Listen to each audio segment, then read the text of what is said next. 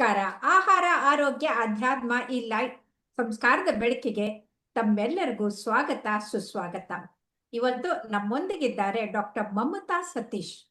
ಅವರು MSc ಇನ್ counselling psychotherapy, ಆಮೇಲೆ MSc in psychology, ಅದರ ಜೊತೆಗೆ PhD ಇನ್ ಅಸ್ಟ್ರಾಲಜಿ ಮಾಡಿದ್ದಾರೆ. ಅಷ್ಟೇ ಅಲ್ಲ, ಅವರು ಮುಂದೆ masters in social work as well as PhD ಅನ್ನ ಈಗ ಮಾಡ್ತಾ ಇದ್ದಾರೆ. ಅದರ ಜೊತೆಗೆ ಅವರು ಮಾಡಿರೋ ಅಗಾಧವಾದಂಥ ಸಮಾಜ ಸೇವೆಗೆ ಮೆಚ್ಚುಗೆಯಿಂದ ಹಲವು ಪ್ರಶಸ್ತಿಗಳನ್ನ ಪಡೆದಿದ್ದಾರೆ. ಪ್ರಮುಖವಾಗಿ ಇತ್ತೀಚೆಗಷ್ಟೇ ವಿಜಯವಾಣಿ ಪೇಪರ್ನಿಂದ ಪಡೆದಂಥ ವಿಜಯ ರತ್ನ ಪ್ರಶಸ್ತಿಯನ್ನ ಕೂಡ ಪಡೆದಿದ್ದಾರೆ. ಅವರು ಹೇಳಿ ಕೇಳಿ ಅಸ್ಟ್ರಾಲಜರ್, ಬರೀ ಅಸ್ಟ್ರಾಲಜಿಯಿಂದಲ್ಲ, ಇವತ್ತಿನ ಮಕ್ಕಳ ಭವಿಷ್ಯದ ಬಗ್ಗೆ ಚಿಂತೆ ಮಾಡಿಕೊಂಡು ಆ ಮಕ್ಕಳ ಭವಿಷ್ಯ ಯಾಕೆ ಹಾಳಾಗ್ತಾ ಇದೆ ಅದನ್ನ ಸರಿಪಡಿಸ್ಬೇಕಾದ್ರೆ ವೈಜ್ಞಾನಿಕವಾಗಿ ಸೈಕಾಲಜಿಕಲಿ ಏನ್ ಮಾಡಬೇಕು ಅಂತ ಚಿಂತನೆ ಮಾಡೋಕ್ಕೆ ಇವತ್ತು ಅವ್ರು ನಮ್ಮೊಂದಿಗಿದ್ದಾರೆ. ಬನ್ನಿ ಅವರನ್ನ ಸ್ವಾಗತ ಮಾಡೋಣ. ನಮಸ್ಕಾರ ಡಾಕ್ಟರ್ ಮಮತಾ ಅವರೇ. ನಮಸ್ಕಾರ ಡಾಕ್ಟರ್ ವಿಜಯಲಕ್ಷ್ಮಿ ಅವರೇ. ನಿಮ್ ಜೊತೆ ಇರೋದು ನನ್ಗೆ ತುಂಬಾ ಸಂತೋಷ ಕೊಟ್ಟಿದೆ. ನಿಮ್ಮನ್ನ ಪರ್ಸನಲಿ ಭೇಟಿ ಮಾಡಿ ನಿಮ್ ಜೊತೆ ಮಾತಾಡ್ತಿರೋ ಸಂವಾದ ಕೂಡ ನನಗೆ ತುಂಬಾ ಆನಂದ ಕೊಡ್ತಾ ಇದೆ. ಥ್ಯಾಂಕ್ ಯು ಸೋ ಮಚ್ ನಿಮ್ಮ ಕಾರ್ಯಕ್ರಮಕ್ಕೆ ನನ್ನ ಕರೆದಿದ್ದಕ್ಕೆ. ಧನ್ಯವಾದಗಳು. ಈಗ ನಂದು ಒಂದು ಚಿಂತೆ ಅಂದ್ರೆ, ಒಂದು ಕಾರ್ಯಕ್ರಮಕ್ಕೆ ಹೋಗಿದ್ದೆ, ಪುಣ್ಯಕೋಟಿ ಡಾನ್ಸ್ ಡ್ರಾಮಾ ಮಾಡ್ಬೇಕಾಗಿತ್ತು. ನಿರೂಪಕ್ಕೆ ಕರೆದ್ಬಿಟ್ಟು ಮಕ್ಕಳಿಗೆ ಕರೆದ್ಬಿಟ್ಟು ಎಂದಾದ್ರೂ ಸುಳ್ಳು ಹೇಳಿದೀರಾ ಅಂದ್ರೆ ವಾಟ್ಸ್ ದ್ಯಾಟ್ ಅಂತು. ಆಮೇಲೆ ಕನ್ನಡದಲ್ಲಿ ಎಂದಾದ್ರೂ ಸುಳ್ಳು ಹೇಳಿದ್ಯಪ್ಪ ಅಂತ ಅನ್ನೋದನ್ನ ಇಂಗ್ಲಿಷ್ ನಲ್ಲಿ ಹ್ಯಾವ್ ಯು ಸ್ಪೋಕನ್ ಲೈಸ್ ಅಂತ ಕೇಳಿದಾಗ ಎಸ್ ಅಂತು. ಯಾವಾಗ ಅಂತ ಕೇಳಿದ್ರೆ ಎವ್ರಿ ಡೇ ಐ ಸ್ಪೀಕ್ ಅಂತ. ಒಂದಲ್ಲ ಎರಡಲ್ಲ 3 ಮಕ್ಕಳು ಕೂಡ ಅದೇ ಹೇಳಿದಾಗ ನನಗೆ ಗಾಬರಿ ಆಯ್ತು. ಲಕ್ಷಾಂತರ ಕೋಟ್ಯಾಂತರ ಸಂಪಾದನೆ ಮಾಡುವಂತ ತಂದೆ ತಾಯಿಗಳ ಮಕ್ಕಳಾಗಿ ಅವರು ಚಿಕ್ಕವರಿದ್ದಾಗಲೇ ಬರೀ ಸುಳ್ಳನ್ನೇ ಹೇಳ್ತಾ ಇದ್ರೆ, ಪ್ರತಿನಿತ್ಯ ಸುಳ್ಳು ಹೇಳ್ತಾ ಇದ್ರೆ ಅವ್ರ ಪಾಲನೆಯಲ್ಲಿ ಎಲ್ಲಿ ತೊಂದರೆ ಆಗಿದೆ? ಅವರು ಕೆಲಸದವ್ರ ಕಡೆ ಬಿಟ್ಟು ಹೋದ್ರಿಂದ ಕೆಲಸದವ್ರು ಸುಳ್ಳು ಹೇಳೋದನ್ನ ಈ ಮಕ್ಕಳು ಕಲ್ತಿದಾರ, ಅಥವಾ ಎಲ್ಲೋ ಒಂದು ತೊಂದರೆ ಇದೆನಾ ಅಂತ. ಹಾಗಾಗಿ ನಿಮ್ಮ ಪ್ರಕಾರ ಈ ಆದರ್ಶವಾದಂಥ ಪಾಲನೆ ಪೋಷಣೆ ಮಾಡ್ಬೇಕಾದಂತ ಪಾಲಕರು ಹೇಗಿರ್ಬೇಕು ಅನ್ನೋದನ್ನ ಹೇಳ್ಕೊಡಿ ಮೊದಲು. ನೀವು ನೋಡ್ತಿರ್ಬೋದು, ಕಾಲಾಂತರದಲ್ಲಿ ಯಾವಾಗ ನಮ್ಗೆ ಇಂಟರ್ನೆಟ್ ಸಂಪರ್ಕ ಶುರುವಾಯ್ತು ಅವಾಗಿಂದ ನಮ್ಮ ಶೈಲಿ ಬಹಳಷ್ಟು ಬದಲಾಗಿದೆ. ಏನಂದ್ರೆ, ಮಕ್ಕಳು ತಂದೆ ತಾಯಿ ಏನ್ ಹೇಳ್ತಾರೋ ಅದನ್ನ ಕೇಳೋದಕ್ಕಿಂತ ಜಾಸ್ತಿ ತಂದೆ ತಾಯಿ ಏನ್ ಮಾಡ್ತಾರೋ ಅದನ್ನ ಮಾಡೋದೇ ಜಾಸ್ತಿ. ಈ ಕಾಲ ಹೇಗಾಗಿ ಆ ಮಂಗಗಳ ಟೋಪಿ ತರ, ಟೋಪಿ ಎಸೆದ್ರೆ ಅದು ಎಸೆಯುತ್ತೆ ಅಂತ. ಹಾಗೆ ಅಂದ್ರೆ ಅವ್ರು ಹೇಳಿದಾಗ ಮಾಡಲ್ಲ, ಮಾಡಿದ ಹಾಗೆ ಮಾಡ್ತಾರೆ. ನಿಜ, ಎಕ್ಸಾಕ್ಟ್ಲಿ. ಸೊ ನೀವು ತಂದೆ ತಾಯಿಯಾಗಿ ನೀವು ಅರ್ಥ ಮಾಡ್ಕೋಬೇಕಾಗಿರೋದು ಏನು ಅಂದ್ರೆ, you are under CCTV surveillance. ಈ CCTVಗಳು ಬೇರೆ ಯಾವುದು ಅಲ್ಲ, ನಿಮ್ಮ ಮಕ್ಕಳ ಕಣ್ಣುಗಳು. ನೀವು ಅವರ ಸೆನ್ಸ್ ಆರ್ಗನ್, ಇಂದ್ರಿಯಗಳು. ನೀವ್ ಏನ್ ಮಾಡ್ತಿದ್ದೀರೋ ಅವರು ನಿಮ್ಮನ್ನ ತುಂಬಾ ಕ್ಲೋಸ್ ಆಗಿ ನಿಮ್ಮನ್ನ ಅವರು ಕೂಲಂಕಷವಾಗಿ ಅಬ್ಸರ್ವ್ ಮಾಡ್ತಾ ಇರ್ತಾರೆ. ನೀವು ಮಕ್ಕಳಿಗೆ ಒಳ್ಳೆ ಭಾಷೆ ಮಾತಾಡ್ಬೇಕು ಅಂತ ಹೇಳ್ತಿರ್ತೀರಾ, ಆದ್ರೆ ನೀವೇ ಟ್ರಾಫಿಕ್ ಅಲ್ಲಿ ಇರ್ಬೇಕಾದ್ರೆ ಪಕ್ಕದ ಡ್ರೈವರ್ಗೋ ಅಥವಾ ಪಕ್ಕದವರಿಗೆ ಕೆಟ್ಟ ಭಾಷೆನಲ್ಲಿ ಬೈದ್ರೆ ಮಕ್ಕಳಿಗೆ ಅಲ್ಲೇನೆ ಕನ್ಫ್ಯೂಷನ್ ಶುರು ಆಗುತ್ತೆ. ದಟ್ ಅಪ್ಪ ಮಾಡಿದ್ದು ಮಾಡ್ಬೇಕೋ ಅಥವಾ ಅಪ್ಪ ಹೇಳಿದ್ದು ನಾನ್ ಮಾಡ್ಬೇಕು ಅಂತ.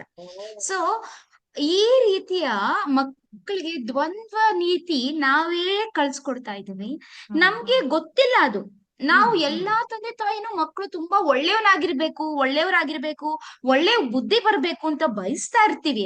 ಆದ್ರೆ ನಾವು ಮಾಡ್ತಿರೋದು ಅವ್ರು ಮಾಡ್ತಿರ್ತಾರೆ. ಈಗ ನೀವೇ ನೋಡಿ, ನಾವು ಅಡಲ್ಟ್ಗಳು, ಬೆಳೆದವರು, ಇವಾಗಿ ನಾವು ಸುಳ್ಳು ಹೇಳ್ತಿರ್ತೀವಿ. ಯಾಕಂದ್ರೆ ಆ ಪರಿಸ್ಥಿತಿನಲ್ಲಿ ನುಣುಚ್ಕೊಳ್ಳೋದು ನಮಗೆ ಸ್ಮಾರ್ಟ್ ಥಿಂಕಿಂಗ್ ಅಂತ ಅನ್ಕೋಬಹುದು. ಅವರಿಗೆ ಆದರ್ಶಗಳನ್ನ ಪಾಲನೆ ನಾವೇನ್ ಮಾಡೋದಿಲ್ಲ.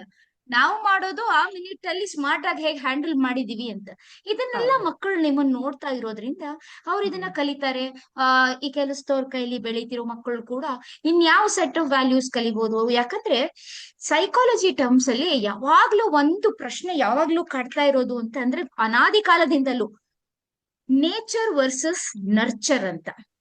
ಒಂದು ಮಗುನ ಬೆಳೆಸ್ಬೇಕಾದ್ರೆ ಹ್ಮ್ ನೇಚರ್ ಅಂದ್ರೆ ಜೀನ್ಸ್ ಹ್ಮ್ ಇಂಪಾರ್ಟೆಂಟ್ ಆಗುತ್ತೋ ಅಥವಾ ಹೌದು, ನರ್ಚರ್ ಎನ್ವಿರಾನ್ಮೆಂಟ್ ಇಂಪಾರ್ಟೆಂಟ್ ಆಗುತ್ತೋ ಅಂತ. ಸೊ ಈ ಎರಡೂ ರೀತಿ ಆಗತ್ತೆ. ಟ್ವಿನ್ ಸ್ಟಡೀಸ್ ತುಂಬಾ ಮಾಡಿದ್ದಾರೆ, ನೇಚರ್ ಹ್ಮ್ ಅಥವಾ ನರ್ಚರ್ ಅಂತ. ಬಟ್ ಹ್ಮ್ ಒಬ್ಬ ಫೇಮಸ್ ಸೈಕಾಲಜಿಸ್ಟ್, ಹ್ಮ್ ಅವ್ರ ಹೆಸರು ಜಾನ್ ಡಿ ವ್ಯಾಟ್ಸನ್ ಅಂತ. You would hmm have known about him. He is a famous behaviour therapist. So he said hmm nature is nothing, nurture is everything. So ಅವರು ಒಂದು experiment ಮಾಡಿದ್ರು, ಅದನ್ನ little Albert experiment ಅಂತ ತುಂಬಾ famous ಆಗಿದೆ. ಅದೇನಂದ್ರೆ ಒಂದು ಪುಟ್ಟ ಮಗುಗೆ, ಮಕ್ಕಳಿಗೆ ಹೆದರಿಕೆ ಇರಲ್ಲ, ನೀವು ನೋಡಿರ್ಬೋದು ಸಣ್ಣ ವಯಸ್ಸು ಹೌದು ಮಕ್ಕಳಿಗೆ ಹೌದು ಹೆದರಿಕೆನೇ ಹೌದು. ಇರಲ್ಲ. ಹ್ಮ್ ಪುಟ್ಟ ಮಗುಗೆ ಒಂದು ಬಿಳಿ ಇಲಿನ ತೋರಿಸಿ, ಆ ಇಲಿ ಹ್ಮ್ ತೋರಿಸಿದಾಗೆಲ್ಲ ಒಂದು ದೊಡ್ಡದಾದ ಕೆಟ್ಟದಾದ ಭಯಂಕರವಾದ ಒಂದು ಶಬ್ದನ ಆ ಇಲಿ ಜೊತೆಗೆ ಅಸೋಸಿಯೇಟ್ ಮಾಡಿರ್ತಾರೆ. ಆ ಮಗುಗೆ ಮೊದ್ಲು ಮೊದ್ಲು ಇಲಿ ನೋಡಿದಾಗ ಹೆದರಿಕೆ ಆಗಿರಲ್ಲ. ಬರ್ತಾ ಬರ್ತಾ ಆ ಶಬ್ದದಿಂದ ಆ ಮಗು ಹೆದರ್ಕೊಳ್ಳೋಕೆ ಶುರು ಆಗುತ್ತೆ. ಈಗ ಇಲಿಗೆ ಮಗು ಹೆದರ್ಕೊಳ್ತಾ ಬರ್ತಾ ಬರ್ತಾ ಮಗು ಎಲ್ಲಾ ದೊಡ್ಡ ಶಬ್ದಗಳಿಗೂ ಹೆದರಿಕೆ ಶುರು ಆಗುತ್ತೆ. ಸೊ ಅವ್ರೇನ್ ಪ್ರೂವ್ ಮಾಡ್ತಾರೆ ಅಂದ್ರೆ, ನೀವ್ ಎಂತದೇ ಮಗು ಕೊಡಿ, ನಾನು ಹ್ಮ್ ಆ ಮಗುನ ಬದಲಾಯಿಸ್ಬಿಡ್ತೀನಿ, ಅಂದ್ರೆ ಹ್ಮ್ ಬಿಕಾಸ್ ಆಫ್ ದ ಎನ್ವಿರಾನ್ಮೆಂಟ್ ಅಂತ ಹೇಳ್ತಾರೆ. So correct. ಇದು ನ್ಯಾಚುರಲಿ. ನೀವು ಈ ಎನ್ವಿರಾನ್ಮೆಂಟ್ ಅಂತ ಹೇಳ್ತಾ ಇದ್ದೀರಲ್ಲ, ಪಾಶ್ಚಾತ್ಯರ ಸ್ಟಡಿಗೆ ಹೋಗೋದೇ ಬೇಡ. ನಮ್ಮದೇ ಕತೆ ಇದೆ, ನಮ್ಮ ನೀತಿ ಪಾಠದ್ದು. ಒಬ್ಬ ಇವನು ಬೇಡ ಇದ್ದವನು ಎರಡು ಗಿಳಿಗಳನ್ನ ತರ್ತಾನೆ. ಒಬ್ಬ ಕಟಕನ್ ಮನೆ ಕೊಟ್ಟು ಇನ್ನೊಬ್ಬ ಮಠಕ್ ಕೊಟ್ಟಿರ್ತಾನೆ. ಹ್ಮ್ ಮಠದಲ್ಲಿ ಹೌದು. ಕೊಟ್ಟಿರೋಂಥ ಗಿಳಿ ಇದ್ದಿದ್ದು, ಅಯ್ಯೋ ಬನ್ನಿ ಸ್ವಾಮಿ ದಡದ್ ಬಂದ್ರ, ಸ್ವಲ್ಪ ಬೆಲ್ಲ ಹ್ಮ್ ತಗೊಳ್ಳಿ, ನೀರ್ ತಗೊಳ್ಳಿ, ಕೂತ್ಕೊಳ್ಳಿ, ಸ್ವಲ್ಪ ಸುಧಾರಿಸ್ಕೊಳ್ಳಿ ಅಂತ ಇರತ್ತೆ. ಅದು ಹೊಡಿ ಬಡಿ ಕಡಿ ಹಿಡಿ ಅಂತ ಅದು ಕಟಕನ್ ಮನೆದ್ ಹೇಳುತ್ತೆ. ಹೌದು ಸೊ ಇದು ಹೌದು. ಅನಾದಿ ಕಾಲದಿಂದಲೂ ನಮ್ಮಲ್ಲಿ ಬಂದು ಈ ಮಕ್ಕಳಿಗೆ ಸಂಸ್ಕಾರ ಕೊಡೋದನ್ನ ತಂದೆ ತಾಯಿಗಳು ಮಾಡ್ಬೇಕು ಅಂತಂತಾರೆ. ಅಂದ್ರೆ ಅವ್ರ ಹುಟ್ಟು ಗುಣನೂ ಇರುತ್ತೆ, ಅದ್ರ ಜೊತೆಗೆ ಹೇಳಿಕೊಟ್ಟಿದ್ದ ಗುಣನೂ ಬಹಳ ಮುಖ್ಯ ಆಗುತ್ತೆ. ಇದನ್ನ ಸ್ವತಃ ಶಿವನೇ ತನ್ನ ಮಗನಿಗೆ ಹೇಳ್ಕೊಡ್ತಾನೆ. ನಿನ್ನ ಜೊತೆಗೆ ಸದಾ ಇರ್ಬೇಕಾಗಿರುವ ಸಂಗಾತಿ ಯಾರು ಅಂತಂದ್ರೆ ಧೈರ್ಯ ಅಂತ ಹೇಳ್ಕೊಡ್ತಾನೆ. ಆದ್ರೆ ನಾವು ಆ ಮಕ್ಕಳಿಗೆ ಈ ಕತೆಗಳನ್ನ, ನೀತಿ ಪಾಠದ ಕತೆಗಳ ಜೊತೆಗೆ ಪಾಠವನ್ನ ಕಲಿಸ್ಕೊಡ್ತಾ ಇಲ್ವೇನೋ ಅಂತ ಅನ್ಸುತ್ತೆ. ಹಾಗಾಗಿ ನಿಮ್ಮ ಪ್ರಕಾರ ತಂದೆ ತಾಯಿಗಳು ಏನ್ ಮಾಡ್ಬೇಕು, ಹೇಗೆ ಮಕ್ಕಳಿಗೆ ಬುದ್ಧಿ ಕಲಿಸ್ಬೇಕು ತಿಳಿಸಿ. ಸಮಯ ಕಳೆಯೋದು ಕಲಿಬೇಕು. ಆ ನೀವು ಜನರಲಿ ಕ್ವಾಲಿಟಿ ನೋಡ್ಬೋದು, ಟೈಮ್, ಈಗ ಇಲ್ಲಿ ಕ್ವಾಲಿಟಿ ನಡೀತಾ. ಟೈಮ್. ಹ್ಮ್ ಎಸ್. ಈಗ ಏನಾಗ್ತಿದೆ, ಒಂದು ವೀಕೆಂಡ್ ಪೇರೆಂಟಿಂಗ್ ಜಾಸ್ತಿ ಆಗೋಗ್ತಾ ಇದೆ. ಆ ಆ ಆ ಬೆಂಗಳೂರು ಅನ್ನೋ ಮಹಾನಗರದಲ್ಲಿ ಅಥವಾ ಯಾವುದೇ ದೊಡ್ಡ ಮಹಾನಗರದಲ್ಲಿ ನೀವು ಕೆಲಸ ಮಾಡ್ತಿರೋ ತಂದೆ ತಾಯಿಗಳು, ಬೆಳಗ್ಗೆ ಅವರು ಸೋಮವಾರದಿಂದ ಶುಕ್ರವಾರದವರೆಗೂ ಕೆಲಸ ಮಾಡಿ, ಬೆಳಗ್ಗೆಯಿಂದ ರಾತ್ರಿವರೆಗೂ ಕೆಲಸ ಮಾಡಿ, ಅವರಿಗೆ ಮಕ್ಕಳ ಜೊತೆ ಕಳೆಯೋಕೆ ಸಮಯ ಇರಲ್ಲ.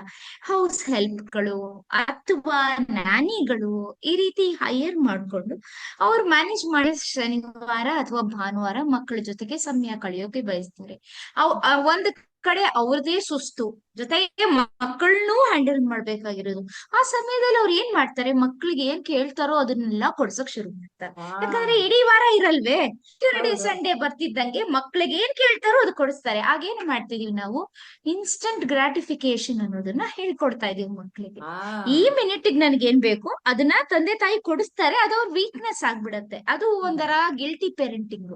ಸೊ ನೀವೇ ಹೇಳ್ದಂಗೆ, ನಮ್ಮ ಪಂಚತಂತ್ರ ಸ್ಟೋರೀಸ್ ಇರ್ಬೋದು, ರಾಮಾಯಣ ಮಹಾಭಾರತಗಳಿರ್ಬೋದು, ಹಿಂದಿನ ಕಾಲದಲ್ಲಿ ನಮ್ಮ ಜೀವನ ಶೈಲಿನೇ ಬೇರೆ ಇತ್ತು. ಮನೆಯಲ್ಲಿ ಅಜ್ಜಿ ತಾತ, ದೊಡ್ಡಮ್ಮ ಚಿಕ್ಕಮ್ಮ ಈ ಕರೆಕ್ಟ್ ರೀತಿ ಕರೆಕ್ಟ್. ನಾವಿದನ್ನ ಆ ವಸ್ತಿ ಮತ್ತೆ ಸಮಸ್ತಿ ಅಂತ ಕರಿತೀವಿ.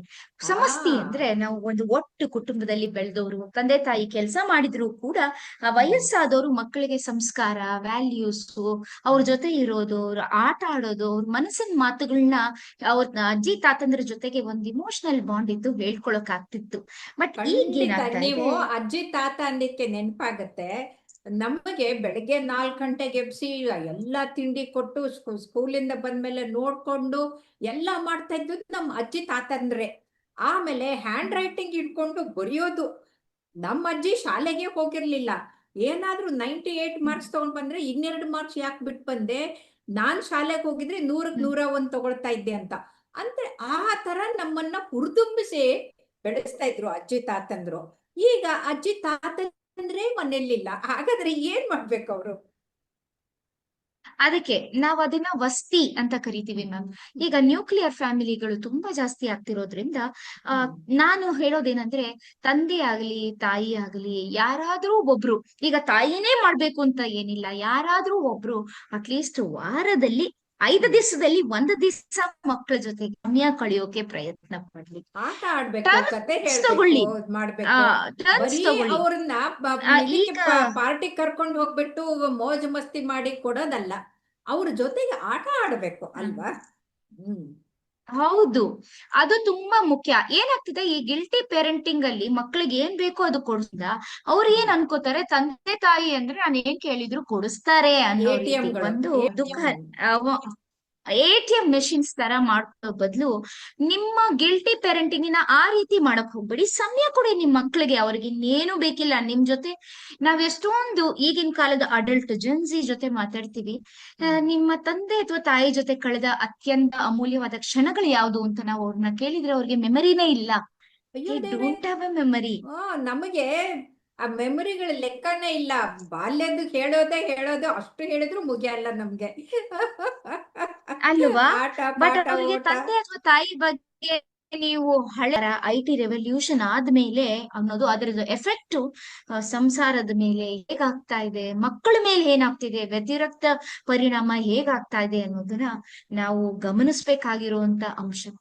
ಆದ್ರೆ ಮಮತಾ ಅವ್ರೆ, ಐ ಟಿ ಅಂತ ಎಲ್ರೂ IT ಕಡೆಗೆ ಬೆರಳು ಮಾಡ್ತಾ ಇದ್ದಾರೆ. IT-ಯಲ್ಲಿ ಕೆಲಸ ಮಾಡೋರು ಕೇವಲ 1%, 2%. ಮಿಕ್ಕವ್ರಿಗೆಲ್ಲ ಏನಾಗಿದೆ?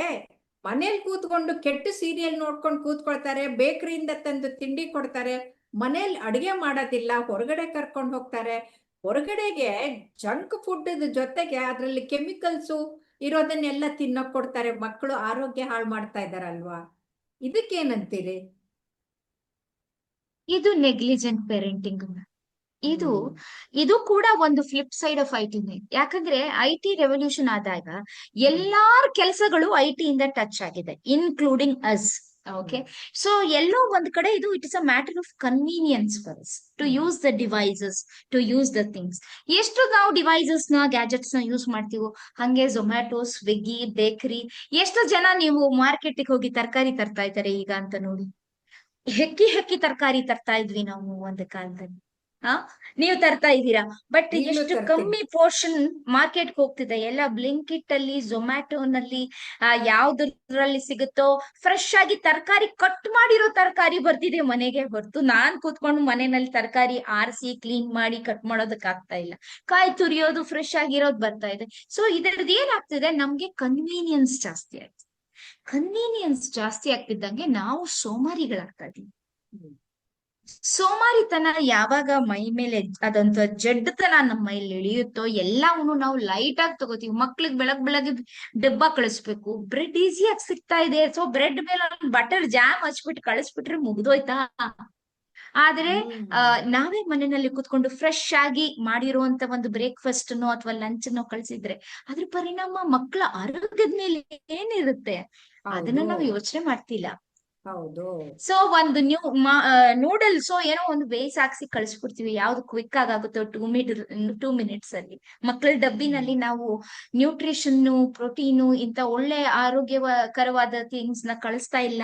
ನಮ್ಮ ಟ್ರೆಡಿಷನಲ್ ಫುಡ್ ಎಲ್ಲೇ ಹೊಟ್ಟೋಯ್ತು, ಆಯ್ತಾ, ಯಾವ್ದು ಕಾಲದಲ್ಲಿ ಬಿಟ್ಟು ಹೋಗೋಯ್ತು. ಈಗ ದೋಸೆ ಇಡ್ಲಿ ಬ್ಯಾಟರ್ ಸಿಕ್ತಿರೋದ್ರಿಂದ ಅದನ್ನು ಕೂಡ ಮನೆಯಲ್ಲಿ ಮಾಡ್ತಾ ಇಲ್ಲ ನಾವು. ಸೊ ಎಲ್ಲವೂ ಕನ್ವೀನಿಯನ್ಸ್ ಜಾಸ್ತಿ ಆಗ್ತಾ ಆಗ್ತಾ, ಸಣ್ಣ ಸಿಟಿ ಇರ್ಲಿ ದೊಡ್ಡ ಸಿಟಿ ಇರ್ಲಿ, ಜನರಿಗೆ ವ್ಯಾಪಾರಗಳು ಜಾಸ್ತಿ ಆಯ್ತು. ಗೃಹಿಣಿಯರು ಕೂಡ ಸೋಮಾರಿತನ ಜಾಸ್ತಿ ಕಲಿತ್ರು, ಕೆಲಸ ಮಾಡ್ತಿರೋರು. ಇದರದ್ದು ವ್ಯತಿರಿಕ್ತವಾದ ಪರಿಣಾಮ ನಮ್ಮ ಜೀವನ ಶೈಲಿಯ ಮೇಲೆ ಬೀಳ್ತಾನೆ ಇದೆ. ಡಾಕ್ಟರ್ ಮಮತಾ ಅವರೇ, ಅಂದ್ರೆ ನಮ್ಮ ಬದಲಾದ ಜೀವನ ಶೈಲಿಯಿಂದ ಮಕ್ಕಳನ್ನ ಪೋಷಿಸೋದು, ರಕ್ಷಿಸೋದು, ಅವರನ್ನ ಬೆಳೆಸೋದು, ಪಾಲನೆ ಮಾಡೋದು ಎಲ್ಲವೂ ಕೂಡ ಬದಲಾಗಿ ಅದು ಅನಾಹುತಕ್ಕೆ ಕಾರಣ ಆಗ್ತಾ ಇದೆ. ಅದಕ್ಕೆ ಮತ್ತೆ ಮೊದಲಿನ ಹಾಗೆ ಅಂತ ಹೇಳ್ತಾ ಇದ್ದೀರಿ. ತುಂಬಾ ತುಂಬಾ ಧನ್ಯವಾದಗಳು. ನಮಸ್ಕಾರ. Thank you so much ma'am. Thank you ನನ್ನ ಮನದಾಳದ ಮಾತುಗಳನ್ನ ಹೇಳೋದಕ್ಕೆ ಅವಕಾಶ ಕೊಟ್ಟಿದ್ದಕ್ಕೆ, ಅಂಡ್ ನಿಮ್ಮ ಜೊತೆ ಸಂವಾದ ನಡೆಸಿದ್ದು ತುಂಬಾನೇ ಸಂತೋಷ ಕೊಡ್ತಾ ಇದೆ. Thank you madam.